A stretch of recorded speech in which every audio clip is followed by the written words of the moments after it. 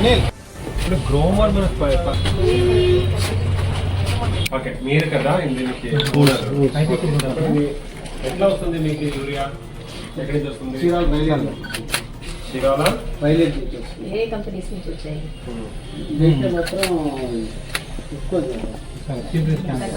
ఎంత అలాట్మెంట్ అయింది మీకు ఇప్పుడు దాకా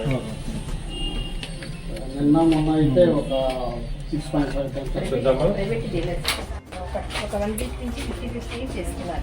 ఈ మధ్య రీసెంట్గా ప్రైవేట్ బాగా వచ్చింది.